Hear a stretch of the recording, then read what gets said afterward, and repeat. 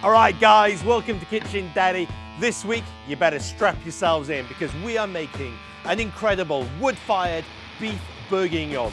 That's right, we're gonna take the classic French dish outside and slowly cook big chunks of beef on the smoker before we braise them in a beautiful red wine and brandy sauce. This is gonna create layer upon layer of flavor. Guys, you've got to have this in your repertoire, so come on, let's get into it. Right, to kick things off, let's grab a mountain of beef.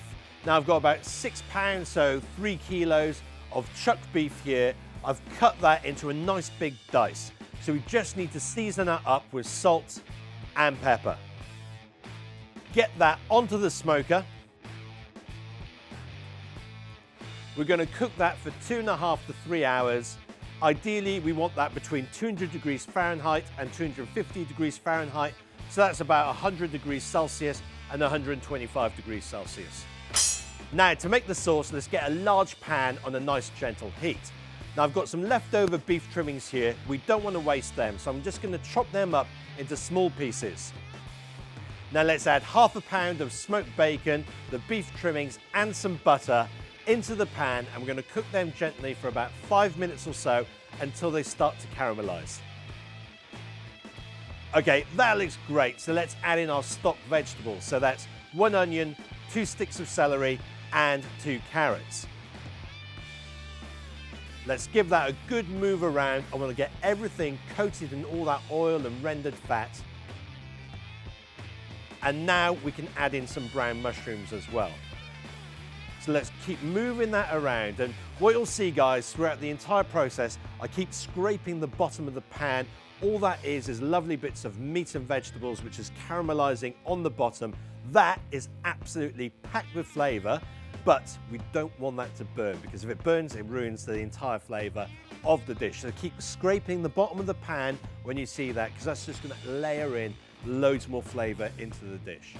Now, we're going to take our time with this. We're going to cook this down for about 15 to 20, maybe even like 25 minutes until everything's lovely and caramelized. Watch out, watch out, watch out. Don't let anything burn. But you know that already, don't you? Guys, that looks absolutely incredible. You can see how lovely and caramelized it all is. So let's add in our aromatics. Now I've got a couple of bay leaves, a few sprigs of thyme, and only 1 clove of garlic. Now normally I'd add probably about 4 or 5 cloves in with this. I've only got 1, but we're not going to sweat that. Let's not worry about that. But let's get all of those in, and let's give that a really good mix together. And again, we're just going to keep this on that lovely low heat, probably cook that out for about another 5 to 10 minutes. Okay, next we need to add about 4 teaspoons or ½ a tin of tomato paste. Now guys, this is the big watch out here. We need to cook it out for about 5 minutes, but this is where it can really catch and burn. So don't go off and make a cup of tea or swig a glass of wine. I want you to stay here, move it around the pan, just keep scraping the bottom there, make sure it does not burn. And if you need to add a little bit more oil or fat in there to make sure it's just fries and cooks away, do that. Do that. Do not ruin your dish by letting this burn. So we're going to cook that out for about another 5 minutes. Okay, that is looking fantastic. So we need to add a good plug of brandy. So that's roughly about a cup there. And guys, if you're wondering why did we add brandy in here as well as red wine, well, it kind of gives it a wonderful sweetness. It's very much like cooking with bourbon. That creates a lovely, sweet, beautiful flavor to it. So definitely go and get some brandy or cognac, get it in. Now that's going to boil up quite quickly, and because of the amount of tomato paste in there, it's also going to thicken up. So let's grab a bottle of red wine. We want to pour all of that in. And for this, guys, I'm using either a Shiraz or a Cabernet Sauvignon. Now let's bring that up to a gentle simmer. Once the red wine has reduced by half or 2/3, knock that off the heat, and we're going to leave that be until the beef is done. Right, the beef has had 2.5 hours of smoking, so let's take a look. Oh, guys, that is absolutely incredible. Look at the lovely pink smoke ring developing around most of that beef.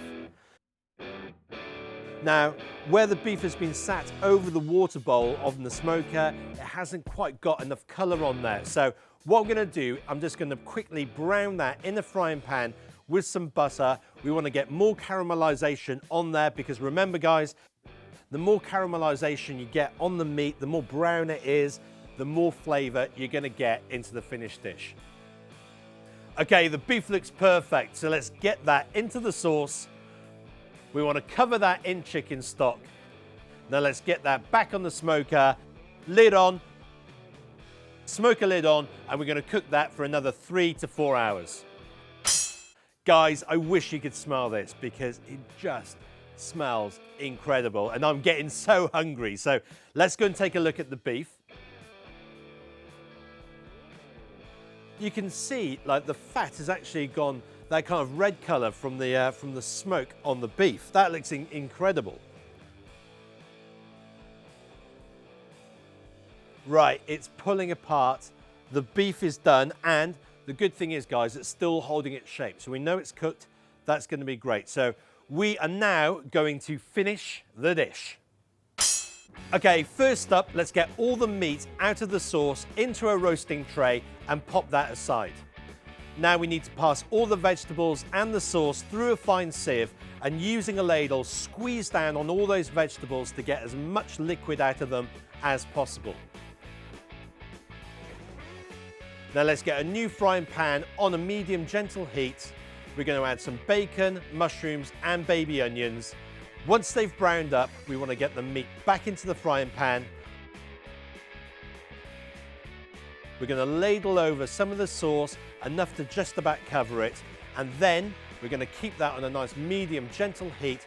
Keep on basting it until the sauce has reduced by about half. It's going to thicken up and really concentrate in flavor. So just keep basting and tasting until you're really, really happy with it.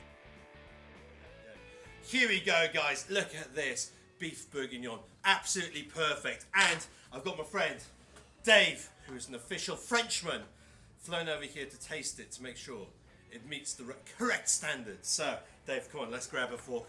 My God. Here we go.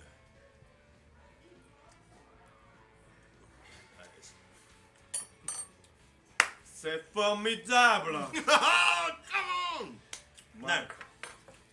Now, guys, the sound might be terrible here because I've only got one microphone, so we're just doing it through the normal speakers. But I think what Dave just said was, that is the bee's knees. You like it? No words for that. It's too good. Oh my God. And what do you think of the smoke? Perfect. Just the balance is beautiful. Oh, but you don't cook it on fire at home. Yeah, you're right. It's even better. 1-0 to the Welshman. Improve your game, France. This is how you do beef bourguignon or bœuf bourguignon. Bœuf bourguignon. That's the real one. We are going to thoroughly enjoy this with our wives, and I will see you next week on Kitchen Daddy. Thank you so much. Take care. Get in the comments. And the wine is good too. Whoa, hang on, mate. If you enjoyed this video, I've got 3 options for you. Check out the Kitchen Daddy website over here. Subscribe to our YouTube channel right here, and then check out another Kitchen Daddy video right by here. But why not be a legend and do all 3?